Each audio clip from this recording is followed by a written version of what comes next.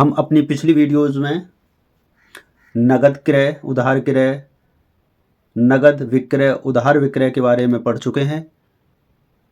इस वीडियो में हम जो माल हमने नगद या उधार क्रय किया है, यदि वो माल हमारा जैसा ही हमने आदेश दिया था उसके अकॉर्डिंग नहीं है तो उस माल को हम वापस करते हैं। तो उसका लेखा हम किस प्रकार अपने जर्नल में करेंगे, तो आज हम इसके बारे में पढ़ेंगे। उसकी कुछ ट्रांजैक्शन हैं जो मैंने लिखी हुई हैं, उन्हें मैं आपके सामने रखूँगा और आप उन्हें समझेंगे और उसका जो लेखा मैंने किया है उसको भी ध्यान से समझकर और उसकी प्रैक्टिस करेंगे। तो शुरू करते हैं।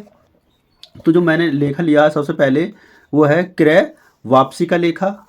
तो क्रय वापसी में मैंने 2 एग्जाम्पल लिए हैं। एक में होगा राम को माल वापस किया, दूसरा है माल वापस किया। तो ये 2 लेखे हैं, तो दोनों को किस प्रकार जर्नल में करेंगे। तो पहली एंट्री हो जाएगी हमारी, जैसे पहला क्या था, राम को माल वापस किया, तो राम को माल वापस करने की एंट्री बन जाएगी राम डेबिट हो जाएगा और टू परचेज रिटर्न अकाउंट हो जाएगा 100 रुपये।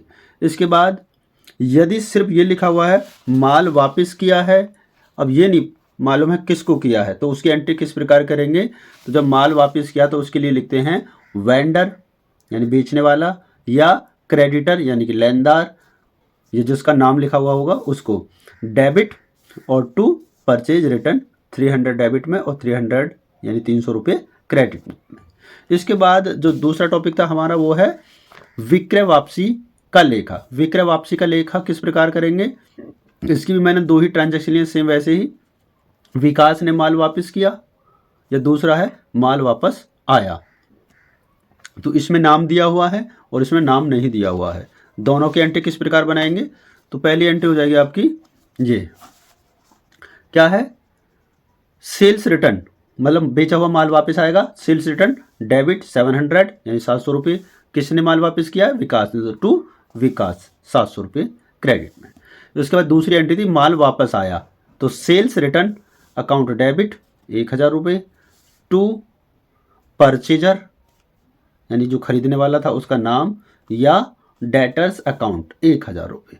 इस तरीके से ये हमने आज देखे माल खरीदने और जो हमने बेचा है उसे वापस करने या वापस आने का लेखा किस प्रकार करते हैं। Thank you for watching.